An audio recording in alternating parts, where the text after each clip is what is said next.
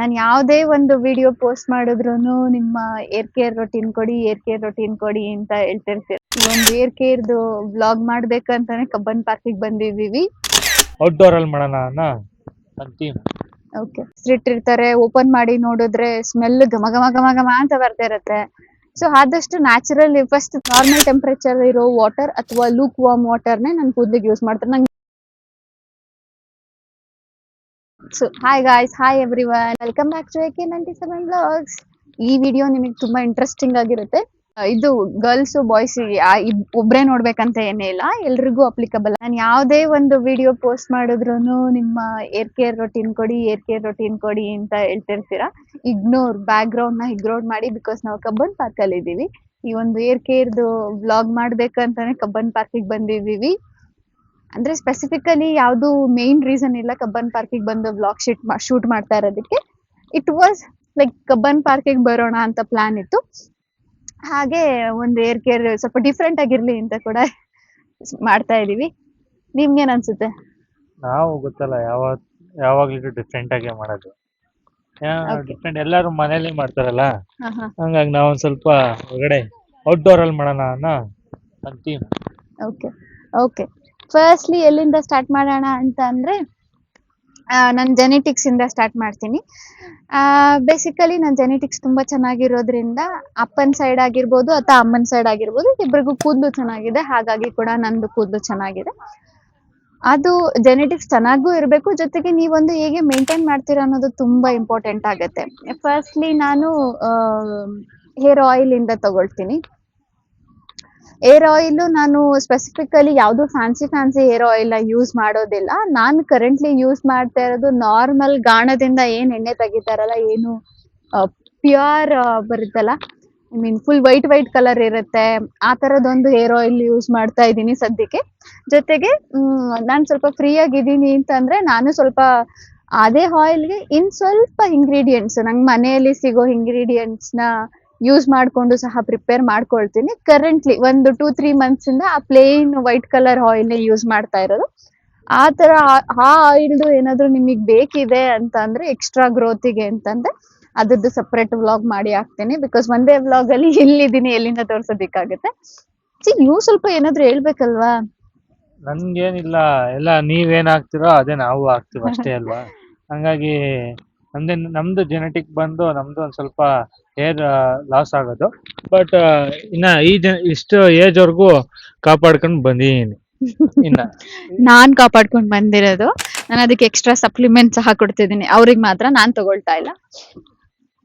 ತಗೊಳ್ತೀನಿ very rarely. ಅವ್ರಿಗೆ ಸ್ವಲ್ಪ ಫ್ರೀಕ್ವೆಂಟ್ ಆಗಿ ತಗೊಳ್ತಾರೆ. ಹೌದಾ? ಹೌದೌದು.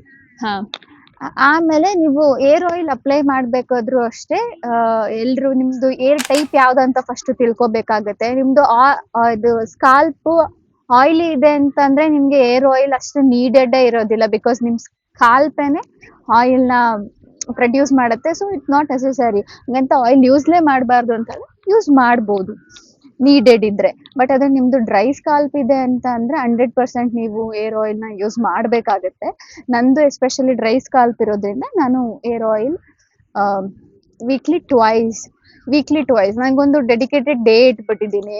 ವೆನ್ಸ್ಡೇ ನಂದು ಏರ್ ವಾಶ್ ಡೇ, ಜೊತೆಗೆ ಆಬ್ವಿಯಸ್ಲಿ ಸಂಡೇ.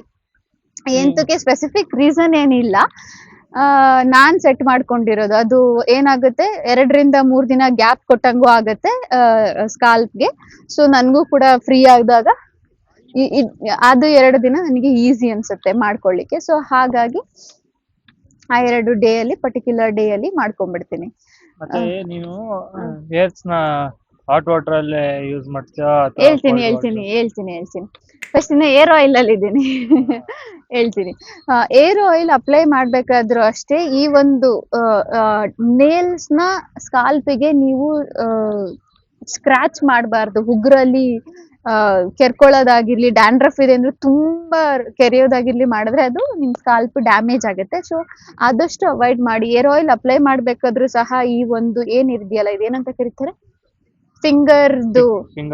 ಫಿಂಗರ್ ಟಿಪ್, ಅದ್ರಲ್ಲೂ ಸಾಫ್ಟ್ ಆಗಿರುತ್ತೆ, ಅಲ್ಲಿಂದ ನೀಟಾಗಿ ಹಿಂಗ್ ಮಸಾಜ್ ಮಾಡ್ಕೊಂಡು ಮಾಡ್ಬೇಕೇ ಹೊರತು ಹಿಂಗೆಲ್ಲ ಕೆರ್ಕೊಂಡ್ಬಾರ್ದು. ಅದು ಒಂದು ಬೇಸಿಕ್ ಟಿಪ್. ಅದಾದ್ಮೇಲೆ ನಾನು ನಿಮ್ಮ ಹತ್ರ ಕೊಬ್ಬರಿ ಎಣ್ಣೆ ಇದೆ ಅಂದ್ರೆ ಕೊಬ್ಬರಿ ಎಣ್ಣೆ ಸಹ ಯೂಸ್ ಮಾಡ್ಬೋದು, ಅಥವಾ ಹರಳೆಣ್ಣೆ ಕ್ಯಾಸ್ಟರ್ ಆಯಿಲ್ ಇದೆ ಅಂದ್ರೆ ಅದನ್ನು ಸಹ ಯೂಸ್ ಮಾಡ್ಬೋದು. ಏರ್ ಆಯಿಲ್ ಸೆಲೆಕ್ಟ್ ಮಾಡ್ಬೇಕಾದ್ರೆ ಒಂದಿಷ್ಟು ಇಂಪಾರ್ಟೆಂಟ್ ಥಿಂಗ್ಸ್ ಇದೆ, ಅದನ್ನ ತಲೆಯಲ್ಲಿ ಇಟ್ಕೋಬೇಕಾಗತ್ತೆ. ಏನಂತಂದ್ರೆ ತುಂಬಾ ಫ್ಯಾನ್ಸಿಯಾಗೆಲ್ಲ ಹೆಸರಿಟ್ಟಿರ್ತಾರೆ, ಓಪನ್ ಮಾಡಿ ನೋಡಿದ್ರೆ ಸ್ಮೆಲ್ ಘಮ ಘಮ ಘಮ ಘಮ ಅಂತ ಬರ್ತಾ ಇರತ್ತೆ. ಸೊ ಆದಷ್ಟು ನ್ಯಾಚುರಲ್, ಫಸ್ಟ್ ತಗೊಂಡ ತಕ್ಷಣ ಬಾಟಲ್ ನೀವು ತಗೊಳ್ತಾ ಇದ್ದೀರಾ ಅಂತಂದ್ರೆ ಅದ್ರ ಇಂಗ್ರೀಡಿಯೆಂಟ್ಸ್ ಚೆಕ್ ಮಾಡಿ. ನ್ಯಾಚುರಲ್ ಇಂಗ್ರೀಡಿಯೆಂಟ್ಸ್ ಯೂಸ್ ಮಾಡಿದಾರೋ ಅಥವಾ ಸಿಂಥೆಟಿಕ್ ಇಂಗ್ರೀಡಿಯೆಂಟ್ಸ್ ಯೂಸ್ ಮಾಡಿದಾರೋ ಆ ಏರ್ ಆಯಿಲ್ ಪ್ರಿಪೇರ್ ಮಾಡ್ಲಿಕ್ಕೆ ಅಂತ ಅದನ್ನು ಚೆಕ್ ಮಾಡ್ಕೊಂಡು ತಗೋಬೇಕಾಗುತ್ತೆ. ಕಲರು ಅಷ್ಟೇ, ನ್ಯಾಚುರಲ್ ಕಲರ್. ನಿಮ್ಗೆ ಇವಾಗ ಕೆಲವೊಂದು ಆಯಿಲ್ಸ್ ಅಲ್ಲಿ ಕರಿಬೇವು ಅದೆಲ್ಲ ಹಾಕಿ ಮಾಡಿರ್ತಾರೆ, ಅವಾಗ ಅದು ಬ್ಲ್ಯಾಕಿಶ್ ಗ್ರೀನ್ ಬಂದಿರುತ್ತೆ, ಅದೆಲ್ಲ ನ್ಯಾಚುರಲ್ ಕಲರು. ಕೆಲವೊಂದು ಏರ್ ಆಯಿಲ್ ಬರುತ್ತೆ, ಅದು ಫುಲ್ ಸ್ಮೆಲ್ ಬರ್ತಾ ಇರುತ್ತೆ, ಸ್ಮೆಲ್ ನೋಡ್ತಾ ಇದ್ರೆ ಆ ಸ್ಮೆಲ್ಗೆ ಅಪ್ಲೈ ಮಾಡ್ಬೇಕು ಅನ್ಸ್ತಿರುತ್ತೆ. ಆ ತರದೆಲ್ಲ ಯೂಸ್ ಮಾಡೋದಕ್ಕೆ ಹೋಗ್ಬೇಡಿ, ಅದೆಲ್ಲ ಬಿಗ್ಗೆಸ್ಟ್ ಸ್ಕ್ಯಾಮ್ ಮಾರ್ಕೆಟ್ ಅಲ್ಲಿ. ಕಸ್ಟಮರ್ಸ್ ನ ಅಟ್ರಾಕ್ಟ್ ಮಾಡ್ತಾರೆ, ಅದರಿಂದ ನೀವು ಕಳ್ಕೊಂಡ್ ಬಿಡ್ತೀರಾ ಕೂದಲನ್ನ, ಅದು ಒಂದು ಬೇಡ.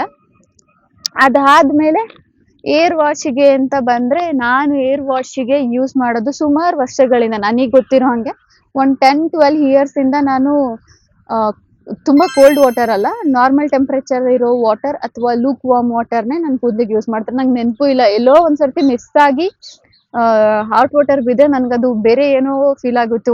ಎಷ್ಟೋ ದಿನ, ಎಷ್ಟೋ ವರ್ಷಗಳಾಗೋಗಿದ್ಯಲ್ಲ, ಅದು ತುಂಬಾ ತಡ್ಕೊಳ್ಳೋದಕ್ಕೆ ಆಗೋದಿಲ್ಲ. ಇವನ್ ಫೇಸಿಗೂ ಅಷ್ಟೇ, ನಾನು ಹೇರ್ ವಾಶ್ಗೂ ಅಷ್ಟೇ, ಕೋಲ್ಡ್ ವಾಟರ್ ಅಂದ್ರೆ ತುಂಬಾ cold water, normal temperature water, room temperature water, luke warm water, ಸ್ವಲ್ಪ ಬೆಚ್ಚಗಿರೋ ನೀರನ್ನು ಸಹ ಯೂಸ್ ಮಾಡ್ಬೋದು.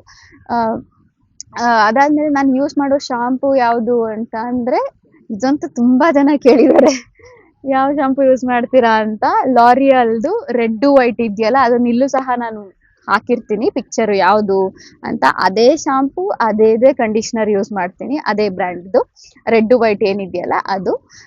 ಕೆಲವೊಂದ್ ಸರ್ತಿ ಪರ್ಪಲ್ ಸಹ ಯೂಸ್ ಮಾಡಿದ್ದೀನಿ, ಅದು ಕೂಡ ಚೆನ್ನಾಗಿರುತ್ತೆ. ಅಂದ್ರೆ ಕಂಡೀಷನರ್ ಅಷ್ಟು ಬೇಕಾಗಿರೋದಿಲ್ಲ, ಚೆನ್ನಾಗಿರುತ್ತೆ. ನನಗೆ ರೆಡ್ ವೈಟ್ ಸುಮಾರು ವರ್ಷಗಳಿಂದ ಯೂಸ್ ಮಾಡ್ತಿದ್ದೀನಿ, ಅದೇ ಅಡ್ಜಸ್ಟ್ ಆಗಿದೆ.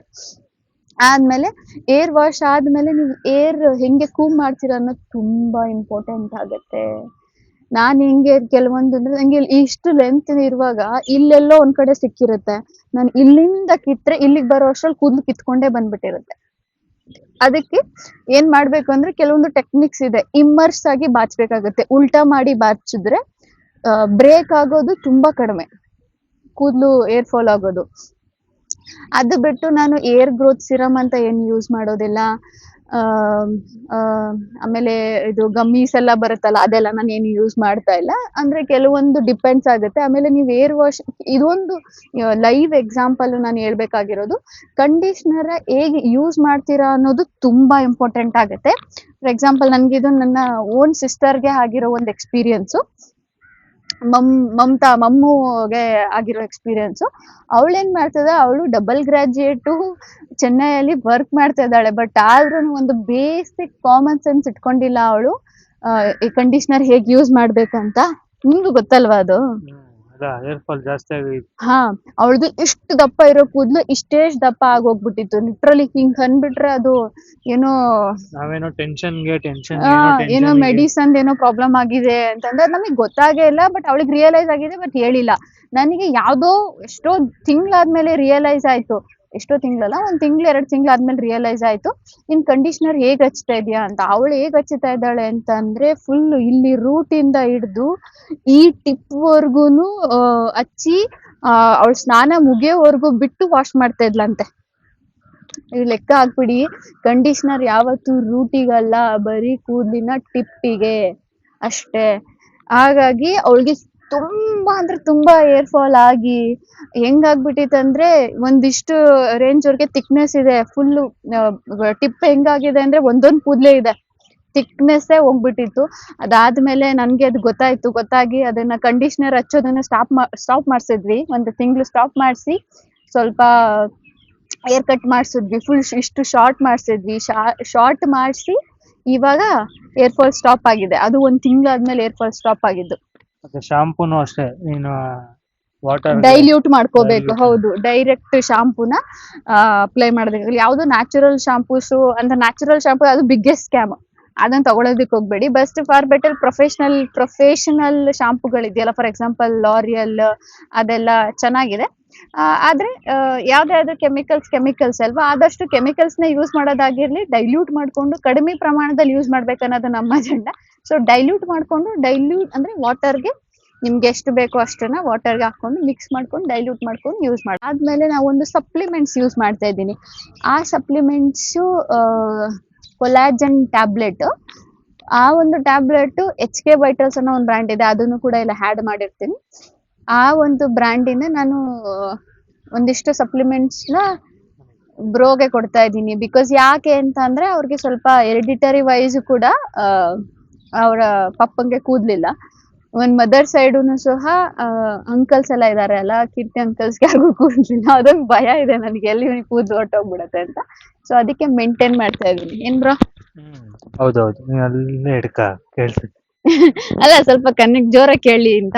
ಒಂದಿಷ್ಟು ವಿಷಯ ಇದ್ರ ಬಗ್ಗೆ ಶೇರ್ ಮಾಡ್ಕೊಳ್ಳೋದು ಅನ್ನೋದು ಹೆಂಗೆ ಅಂತ ಹೇಳ್ತೀನಿ. ಯೂಶಲಿ ಗರ್ಲ್ಸ್ಗೆ ಏರ್ ಫಾಲ್ ಆಗತ್ತೆ, ಆವಾಗ ಪ್ಯಾನಿಕ್ ಅಟ್ಯಾಕ್ ಆಗುತ್ತೆ ಗರ್ಲ್ಸ್ಗೆ. ಅಯ್ಯೋ ಕೂದ್ಲು ಉಜ್ಜಿರ್ತಿದೆ ಅಲ್ಲಪ್ಪ ಅಂತ ಹೇಳ್ಬಿಟ್ಟು ಮಾರ್ಕೆಟ್ ಅಲ್ಲಿ ಯಾವ್ದು ನೋಡಿದ್ರು ತಗೋಬೇಕನ್ಸುತ್ತೆ, ಅದು ತಗೋಬೇಕನ್ಸುತ್ತೆ, ಇದು ತಗೋಬೇಕನ್ಸುತ್ತೆ. ಆವಾಗ್ಲೇನೆ ನೀವು ಕೂದ್ಲಿಗೆ ಬ್ರೀದ್ ಮಾಡ್ಲಿಕ್ಕೇನೆ ಟೈಮ್ ಕೊಡೋದಿಲ್ಲ, ಕನ್ಫ್ಯೂಸ್ ಮಾಡಿ ಅದಿನ್ನ ವರ್ಸ್ಟ್ ಆಗಿ ಹೋಗುತ್ತೆ hair fall. So first hair fall ಆಗ್ತಾ ಇದೆ ಅಂತಂದ್ರೆ ಫಸ್ಟ್ ಯಾವ್ದಾದಕ್ಕೂ ಗ್ಯಾಪ್ ಕೊಡ್ಬೇಕು. ಗ್ಯಾಪ್ ಕೊಡ್ದಲೇನೆ ಏನು ಏರ್ ಫಾಲ್ ಆಗ್ತಾ ಇದೆ ಅಂತ ಫಸ್ಟ್ ರೀಸನ್ ತಿಳ್ಕೊಳ್ಳಿ. ರೀಸನ್ ತಿಳ್ಕೊಂಡು ಬೇಸ್ಡ್ ಆನ್ ರೀಸನ್ ಆಕ್ಟ್ ಮಾಡ್ಬೇಕು. ನೀವು ಅಲ್ಲಿ ಆಗಿರೋದೇ ಒಂದು, ನೀವು ಅದಕ್ಕೆ ಆಕ್ಷನ್ಗೆ ರಿಯಾಕ್ಷನ್ ಮಾಡ್ತಾ ಇರೋದೇ ಇನ್ನೊಂದು ಅಂತಂದ್ರೆ ಆಬ್ವಿಯಸ್ಲಿ ಅಡ್ವರ್ಸ್ ಎಫೆಕ್ಟ್ ಆಗೇ ಆಗುತ್ತೆ. ಯೂಶಲಿ ಗರ್ಲ್ಸ್ಗೆ ಹಾರ್ಮೋನಲ್ ಇಂಬ್ಯಾಲೆನ್ಸ್ ಆಗಿರ್ಬೋದು ಅಥವಾ ಪೀರಿಯಡ್ಸ್ ಟೈಮಲ್ಲಿ, ಆ ಒಂದೆಲ್ಲ ಟೈಮಲ್ಲಿ ಏರ್ ಫಾಲ್ಸ್ ಆಗೇ ಆಗುತ್ತೆ. ಅದು ತುಂಬಾ ಕಾಮನ್. ಅಥವಾ ಕ್ಲೈಮೇಟ್ ಚೇಂಜ್ ಆದಾಗೂ ಆಗುತ್ತೆ, ವಾಟರ್ ಚೇಂಜ್ ಆದ್ರೆ ಆಗುತ್ತೆ. ಅಡ್ಜಸ್ಟ್ ಆಗ್ಲಿಕ್ಕೆ ಒಬ್ವಿಯಸ್ಲಿ ಟೈಮ್ ತಗೊಳುತ್ತೆ. ಅಟ್ಲೀಸ್ಟ್ ನೀವು ಎಲ್ಲೇ ಹೋಗ್ಲಿ, ಪ್ಲೇಸ್ ಚೇಂಜ್ ಮಾಡ್ಲಿ, ವಾಟರ್ ಚೇಂಜ್ ಮಾಡ್ಲಿ, ಶಾಂಪೂ ಚೇಂಜ್ ಮಾಡಿದ್ಲಿ, ಅಥವಾ ಯಾವುದೇ ಏರ್ ರಿಲೇಟೆಡ್ ಆಗಿರ್ಲಿ, ಯಾವುದೇ ಪ್ರಾಡಕ್ಟ್ ಚೇಂಜ್ ಮಾಡಿದ್ರು ಅಟ್ಲೀಸ್ಟ್ ಒಂದು 15 to 20 days ಅದಕ್ಕೆ ಟೈಮ್ ಕೊಡಿ ಅಡ್ಜಸ್ಟ್ ಆಗ್ಲಿಕ್ಕೆ. ಇನ್ನ ಆಗ್ತಾ ಇಲ್ಲ ಅಂತಂದ್ರೆ ಮಿನಿಮಮ್ 3-4 ವರ್ಷ ಅದನ್ನ ನೋಡ್ಲೇಬೇಕು ನೀವು ಅದ್ರದ್ದು ರಿಸಲ್ಟ್ ಚೆಕ್ ಮಾಡ್ಬೇಕಂದ್ರೆ. ಒಂದೇ ವರ್ಷದಲ್ಲಿ ಆಗೋ ಮ್ಯಾಜಿಕ್ ಮಾಡೋ ಪ್ರಾಡಕ್ಟ್ಸ್ ಯಾವ್ದು ಇಲ್ಲ ಮಾರ್ಕೆಟ್ ಅಲ್ಲಿ. ಸೊ ಹಂಗಾಗಿ ಅದ್ರದ್ದು ಏನ್ ಟೈಮ್ ಇದೆ ಅದನ್ನ ಕೊಟ್ಟೇ ನೋಡ್ಬೇಕಾಗತ್ತೆ. ನೀವು ಏನ್ ಹೇಳ್ಬೇಕು ನಾನು? ಹೇರ್ ಡ್ರೈಯರ್ ಎಲ್ಲ ಆದಷ್ಟು ನ್ಯಾಚುರಲ್ ಆಗಿ ಇಟ್ಕೊಳೋದಕ್ಕೆ ಟ್ರೈ ಮಾಡಿ. ಆಮೇಲೆ ಇವಾಗ ಹೇರ್ ಡ್ರೈ ಮಾಡ್ಲಿಕ್ಕೆ ನ್ಯಾಚುರಲ್ ಆಗಿ ಡ್ರೈ ಮಾಡ್ಕೊಬಹುದು.